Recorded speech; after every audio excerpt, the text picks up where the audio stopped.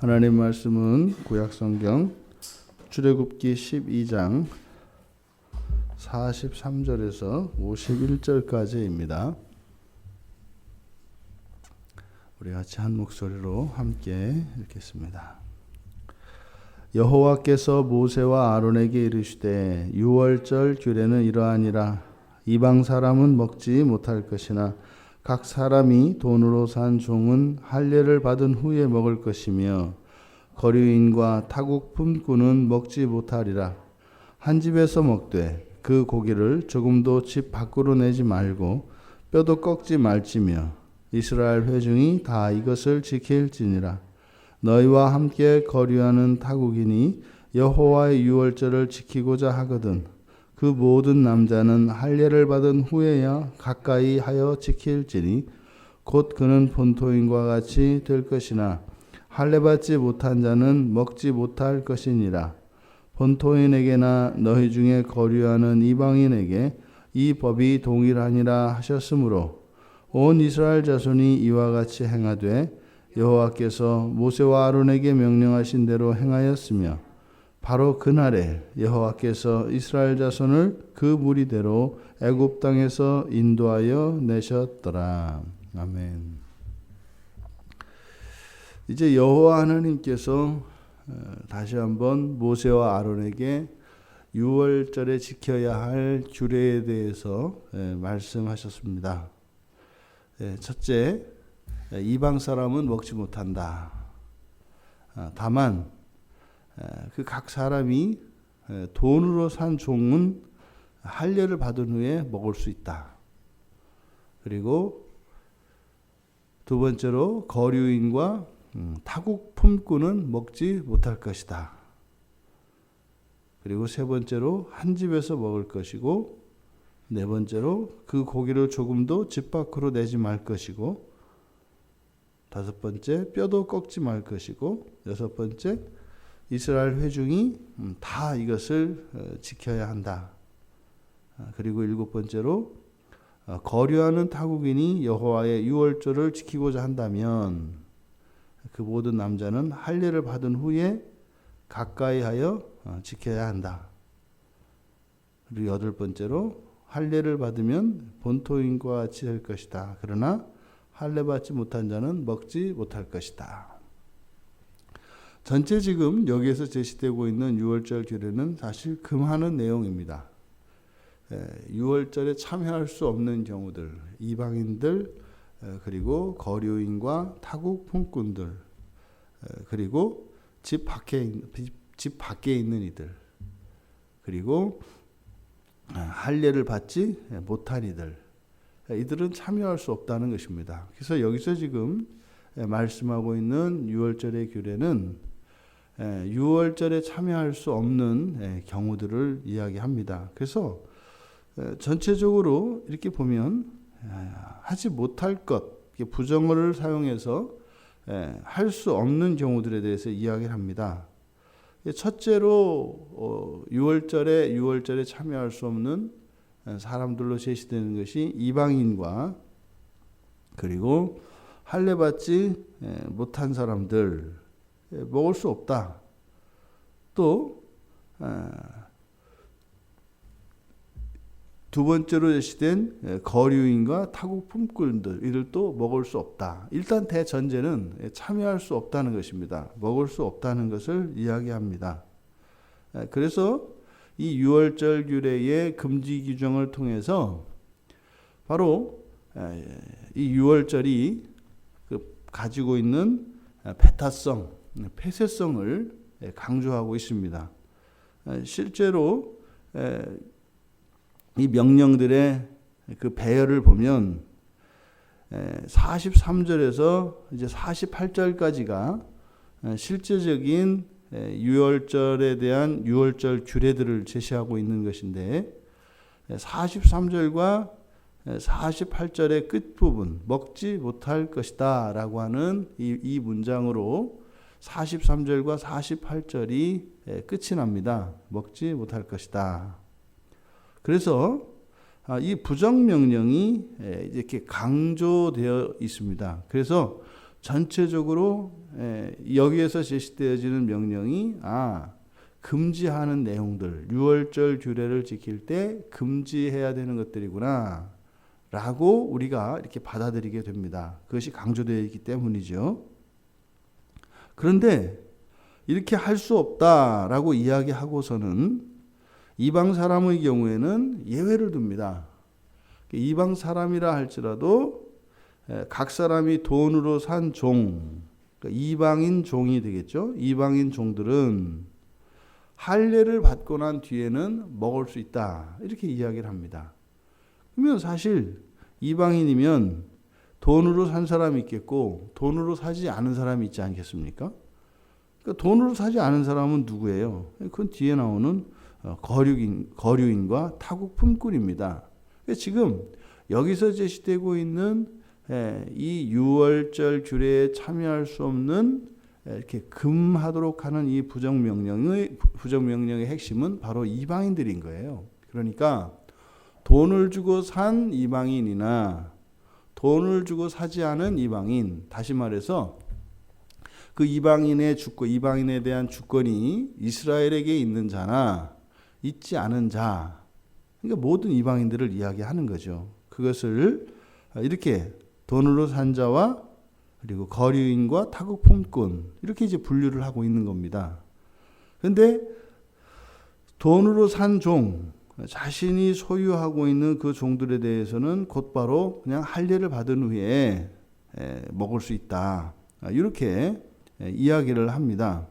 그런데 45절에서 그렇게 내 소유가 아닌 거류인 그리고 타국품꾼 이들은 먹지 못한다 하고 나서 맨 끝에 이제 48절에 가서 너희와 함께 거류하는 타국인이 유월절을 지키고자 하거든. 그러니까 이런 다른 이방인들이 유월절에 참여하기를 원하면 하도록 해주라는 거예요.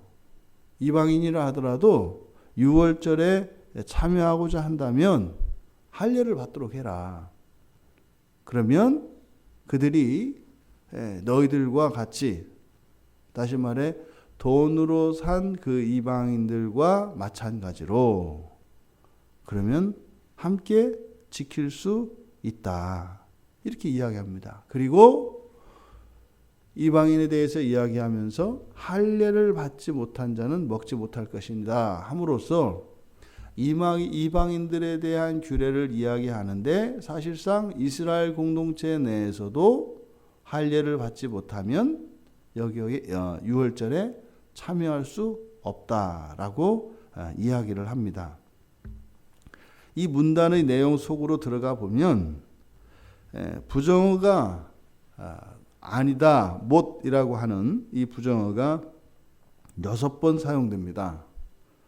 그리고 이 부정문이 맨 처음과 끝으로 들어가죠. 그러나 이 부정어가 이렇게 부정문으로 사용된 문장이 6개인 것과 마찬가지로 긍정문이 또 똑같이 6개 들어가 있습니다. 그러니까 할 수 없다, 못한다 라고 이야기를 하고 있습니다만 못하더라도 하기를 원한다면 할 수 있다로 되어 있다고요.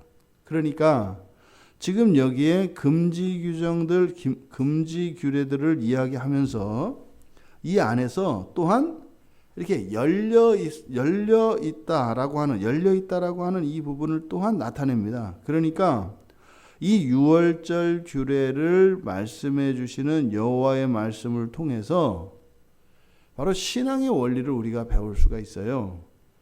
그러니까 기독교 신앙이 마찬가지입니다. 이게 배타적이고 폐쇄적인 부분이 있단 말이에요. 분명히 폐쇄성이 있습니다. 그런데 또 누구나 다 원하면 그 안에 들어올 수 있다고요. 그래서 활짝 열려있는 개방성이 있습니다. 그런데 그 사이에는 엄격한 그 기준이 있습니다. 그래서 뭐냐면 원해야 합니다. 자신이 원해야 합니다. 그리고 또 하나는 속해야 합니다. 돈에 팔려온 경우에는 자신의 의지와 상관없이 속하는 경우죠. 그리고 원하는 경우이든 속하게 된 경우이든 반드시 할례를 받아야 합니다. 이 세 가지는 지금 사실 이방인들에 대한 유월절 규례를 이야기하고 있습니다만 49절에서 이것은 본토인에게나 너희 중에 거류하는 이방인에게 이 법이 동일하니라 이렇게 얘기를 합니다. 그러니까 이방인에 대한 규례를 이야기하고 있습니다만 본토인이라 할지라도 이 법에서 저촉이 된다면 참여할 수 없다는 거예요. 그러면 바로 이 유월절을 지키는 것은 이스라엘 사람이기 때문에 이 유월절에 참여하는 것이 아니라 바로 뭐예요? 여호와께 속했거나 또 여호와께 속하기를 원하는 사람으로서 하나님의 법에 따라 할례를 받은 사람은 누구나 다 참여할 수 있다는 겁니다. 그러면 하나님께 속하지도 않았고 또 하나님께 속하기를 원하지도 않고 할례를 받지 않았다면 이 유월절에 참여할 수 없는 겁니다. 그러니까 이 모든 조건이 충족될 때라야 유월절에 참여함으로써 유월절 어린 양의 고기를 먹고 또 그 유월절에 혜택을 누릴 수가 있습니다. 그리고 이것은 반드시 집 안에서 먹어야 합니다. 이것은 무슨 말입니까? 안과 밖이 있다 이 말이에요. 유월절 규례가 이스라엘 백성들에게 주어져서 바로 그 마지막 날 애굽 땅에 임하게 되는 그 장자 재앙으로부터 벗어날 수 있는 구원의 방편이 제공되었습니다만 그 집 안에 있어야 한다는 겁니다.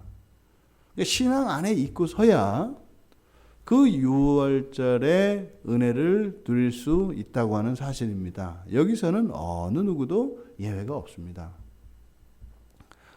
오늘날 지금 심각한 문제 그리고 심각한 오류가 무엇이냐면 복음에 대한 잘못된 이해입니다. 복음이 마치 이렇게 율법을 어길 수 있는 무슨 면허증처럼 생각을 해요. 우리나라 도로교통법상 긴급자동차는 교통신호등을 어기고 속도 위반이나 모든 것을 다 위반하고 할 수 있습니다. 긴급자동차는. 왜요? 생명을 살리기 위해서. 그죠? 복음은 말입니다. 예수 그리스도를 믿는 사람들에게 이런 모든 법을 초월한다고 하는 이런 예외적인 어떤 특권을 주지 않아요. 그것은 있을 수가 없는 겁니다. 그런데 오늘날 적지 않은 기독교인들이 예수 그리스도를 믿는 기독교인이 되는 순간 내 마음대로 살아도 되는 것처럼 크게 착각을 한단 말이죠. 예수를 믿으면 내 마음대로 살아도 돼. 여러분, 하나님께 속하거나 하나님께 속하기를 원하지 않는 사람은 유월절의 그 보호 밖에 있는 것입니다. 집 바깥에 나가겠다는 거예요. 그러니까 지금 유월절 규례가 이스라엘 백성들에게 그 재앙으로부터 벗어날 수 있는 은혜의 방편으로 주어졌습니다만 그 울타리 안에 있어야 하는 것입니다. 여호와의 주권과 신앙의 울타리 안에 있을 때라야 이 세상에 일어나는 그 재앙으로부터 피할 수가 있어요. 그래서 오늘날 많은 그리스도인들이 자신들의 신앙의 참다운 유익을 누리지 못합니다. 종말론적으로는 믿음으로 구원에 이르겠죠. 지옥에 안 가고 천국에 가겠죠. 근데 사는 동안은 여전히 하나님의 은총 아래서 그 하나님의 은덕을 입으며 살아가는 삶이 아니라 예수 그리스도의 밖에 있는 자들과 같이 장자들이 죽어나가는 그 재앙과 저주 속에서 이 인생을 살아가게 된다고요. 그렇게 해놓고 그 책임을 하나님께 전가하죠.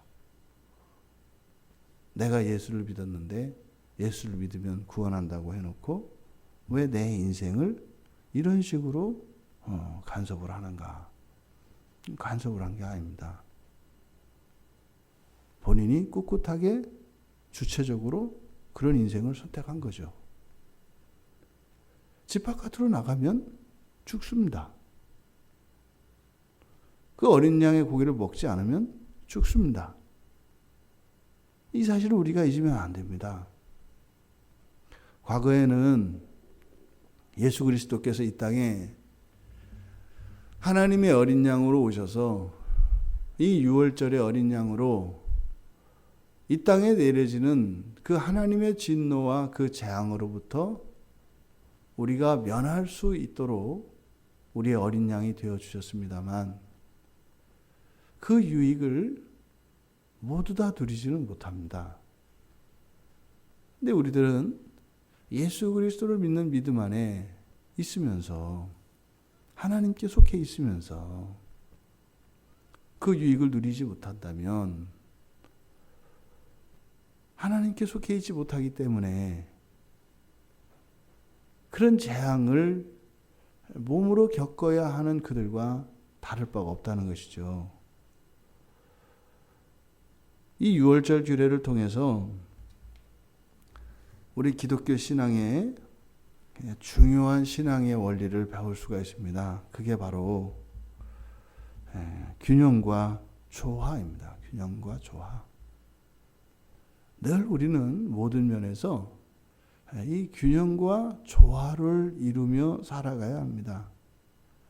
우리가 지금 속해 있는 이 나라와 지금 우리를 향해 다가오고 있는 그 나라, 그 하나님 나라, 이 두 나라 사이를 우리는 균형을 이루며 조화를 이루며 살아가야 합니다.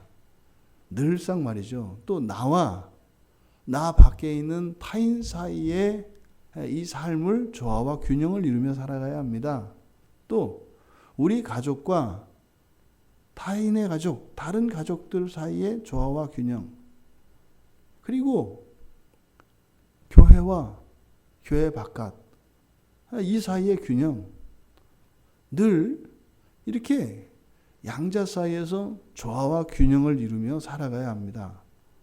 여기에서도 신앙인과 이스라엘 백성과 이방인으로 이렇게 나뉩니다만 결국은 같다는 거예요. 무엇으로? 신앙 안에서 말이죠. 그래서 우리 기독교 신앙 안에는 이런 개방과 폐쇄 사이에 조화와 균형이 있어야 하고 어떤 부분에 있어서는 열려 있고 어떤 부분에 있어서는 닫혀 있기 때문입니다. 어떤 부분에 있어서는 모든 것이 가합니다만 어떤 부분에 있어서는 모든 것이 금지되어 있어요. 이 개방성과 폐쇄성이 동시에 있죠. 그리고 포용과 그 배제의 조화와 균형입니다. 모두 다 받아들이죠. 하지만 내치기도 합니다. 그래서 이 포용과 배제라고 하는, 그리고 세 번째로 금지와 허락이라고 하는, 모든 것이 안 됩니다. 근데 또 모든 것이 가합니다. 이것이 기독교 신앙 안에 있습니다. 그러니까요, 기독교인이 참다운 자유를 누리려고 하면 바로 이 조화와 균형의 일치 속에서 그 자유가 주어지는 것인데, 이 조화와 균형을 뺀 상태에서 이것을 무시한 채 우리가 자유를 찾으려고 모색하면 방종이 되게 되고, 이것은 신앙을 벗어나고 자기의 주권에 따라 살아가는 삶이 됩니다. 복음은 하나님의 절대 주권 안에서 우리의 절대 주권이 보장됩니다. 그러니까 하나님께 우리의 모든 주권을 양도할 때 우리의 주권을 되돌려 받을 뿐만 아니라 하나님의 주권까지 함께 돌려받습니다. 우리는 우리의 능력과 우리의 권리를 하나님께 드렸을 때 하나님께 드린 우리의 능력과 우리의 권리를 되돌려 주시며 하나님의 주권까지 우리에게 맡기십니다. 적은 것을 주고 많은 것을 받는다 이 말입니다. 근데 죄인들의 마음속에서는 많은 것을 되돌려받는 그게 중요한 것이 아니라 내 것을 주는 거기에서 막혀버려요. 내가 먹고 살겠다. 내 힘으로 살겠다. 이것이 죄인들이 가지고 있는 독립심이라는 생각입니다. 그거는 사실상 죄 가운데에서도 하나님께서 일시적으로, 임시적으로 허용하신 그런 주권이죠. 그것은 끝이 있습니다. 유효기간이 있다 이 말입니다. 뭐겠어요? 인생의 마지막까지입니다. 하지만 그 제한되어진 그리고 유한한 그 우리에게 주어진 그 주권, 불완전하고 제한적이며 일시적인 그 주권을 하나님께 드림으로 완전하고 제한이 없는 그리고 영원한 하나님의 주권을 받는 것, 이것이 주권이라는 측면에서 구원이라고 할 수 있습니다. 바로 이 유월절 규례를 통해서 집 안으로 구속을 받고 그리고 유월절 규례를 지키는 것으로 자유가 제한되어지는 것 같습니다. 그것은요, 나의 자유를 제한하는 것 같지만 그것은 완전하고 영원한 자유를 누리기 위한 것이다 라고 하는 사실을 기억해야 합니다. 우리들이 가지고 있는 기본적인 신앙에 대한 의무들과 책임들이 있습니다. 이것은 우리의 삶에 일정 시간과 일정 행동들과 공간 속에서 제약을 받는 게 아닙니다. 완전하고 영원한 자유를 얻을 수 있는 특권이요, 특혜인 것이죠. 그래서 우리가 신앙적인 모든 실천은 우리들의 공로가 아니라 이 세상에서는 누릴 수 없는 특별한 하나님의 은혜인 것을 기억해야 할 것입니다. 신앙의 일들은 나오고자 해도 나올 수 없습니다. 어저께 우리 그 청년 사무실에 신방을 했는데 참 놀랍더라고요. 우리 그 청년의 사무실도 그 어느 분이 우리 교회처럼 그냥 공장 자리를 내줘서 그냥 하게 된 거예요. 시작을 하게 된 거예요. 이제 같이 이제 신방을 하고 이야기를 하고 이제 다 나와서 이제 돌아오려고 하는데 그 공장 이야기를 해줘요. 그 건물이 뭐 엄청나게 이제 뭐 여러 건물로 되어 있는 엄청나게 큰 공장인데 그분이 지금 굉장히 어렵게 돼서 건물이 이렇게 비어 있는 거예요. 그러니까 이제 그 중에 일부를 그냥 우리 청년에게 사용해도 좋다고 그렇게 해서 이제 그 시설들을 다 이용해서 그런 시설을 전혀 할 필요도 없이 남은 시설을 가지고 사무실도 한 켠을 또 이렇게 주셔서 책상을 주시고 거기서 영업도 하고 작업도 하고 뭐 제조도 하고 그래서 이제 사업을 하는 거죠.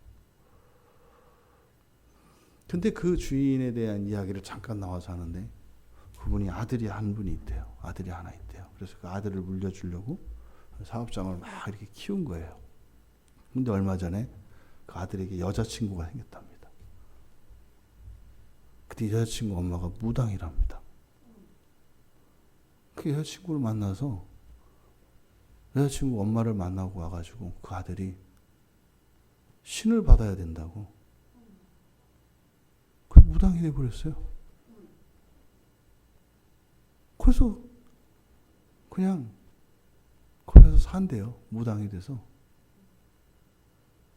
아들 하나를 두고 그러니까 그 건물주를 평소에 제가 이제 우리 청년에게 그 자리도 주시고 이래서 감사하는 마음이 있었는데 그 얘기 들으니까 이게 남일 같지가 않잖아요. 그래서 한번 뵙고 싶은 거죠. 근데 그분이 이렇게 나오는데 문 열고 나오세요. 그래서 인사하게 됐어요. 근데 인상이 너무 좋아요. 그래서 이제 뭐 그런 얘기야 이제 못 들은 걸로 하고, 어쨌든 감사합니다 얘기하고 이제 기도하겠습니다 그랬더니, 예, 저 위에서 또 기도해 주시는 분이 또 계세요 그러는 거예요. 거래처에 저기 충북에 어디 그 거래처 사장님이 그 목사 다음이 누구죠? 뭐 이렇게 얘기를 하는 거예요. 장로님이셔, 장로님. 목사 다음에 그 누구 있잖아요. 부목사요 그랬더니, 아니요 그거 말고요 뭐 있잖아요. 장로요 그랬더니 네 그러더라고요. 그 장로님이 늘 나를 위해서 기도해 주신다고 그런대요.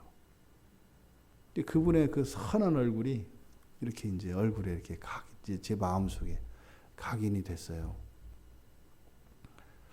그렇게 정말로 이렇게 오갈 데 없는 청년을 데려다가 공장의 시설들을 그냥 무상으로 사용하게 해주고, 창고도 내주고 사무실도 내주고, 그분의 평소의 삶이 어땠을지 알만해요. 그게 뭐 일회적인 사건은 아니거든요. 근데 이제 그분은 이제 여쭤봤죠. 꼭 예수 믿는 분 같다고. 되게 무교래요, 무교. 근데 이제 가족들은, 형제들은 예수를 믿더라고요. 그분 나름대로는 이제 그런 생각을 했어요. 참 선하게, 착하게 어려운 사람을 보면 도와주면서 많은 재산이 있어도 그것을 가지고 거드름 피우지 않고 교만하지 않고 아마 정직하게 나름대로 사셨겠다 싶어요.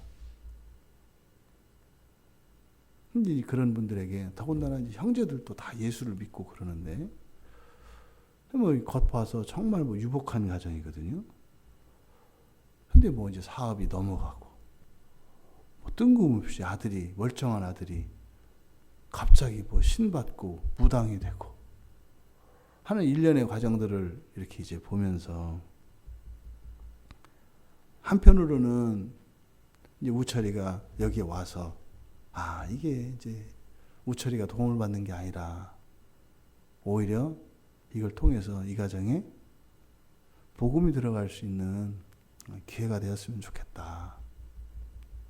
그래서 현실적으로는 도움을 받았지만 영적으로는 도움을 주는, 그래서 사실은 도움을 받기 위해서 도움을 주었던 이런 거죠.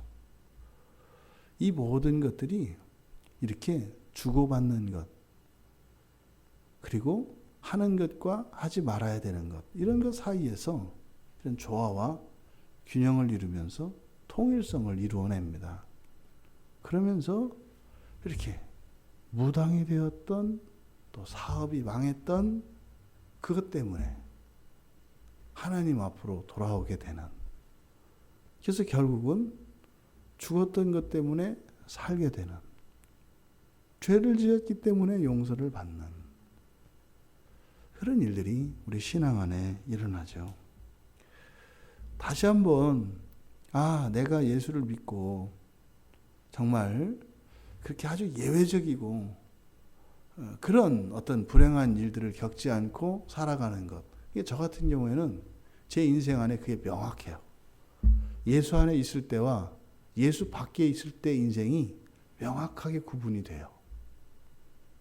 그러니까 정말 그 시험에 넘어지고 난 뒤에 저의 인생에 불어닥쳤던 그 인생의 풍파들, 그것을 마치 이제 일어나게 될 흑암의 그 장자들이 막 죽어나가는 그 재앙 속에서 저 역시 예수를 믿었지만 신앙을 떠나 있을 때는 그 안에 있었어요. 근데 신앙을 회복하고 돌아오니 이제는 집 안으로 돌아온 거죠. 근데 그 재앙이 넘지 못하는, 분명히 그 저의 인생에서는 그런 구분이 명확하게 일어납니다. 그러니 이런 말씀들이 저 개인적으로는 더 실제적으로 다가오는 것이죠. 그러니 한편으로는 걱정도 되고 안타까움도 드는 거예요. 그걸 아직 그런 일들을 겪지 않았던 사람들은 무모하다 싶을 정도로 신앙 밖으로 막 넘나드는 것을 별거 아닌 것처럼 생각을 하죠. 근데 그런 발걸음 하나하나로 인해서 어느 날 그것이 신호탄이 되어지고 나를 완전히 무방비 상태에 노출시키는 이런 결과가 되는 날이 옵니다. 지금 51절에서 바로 그날에 여호와께서 그들을 인도해내셨다. 바로 그날이 언제입니까?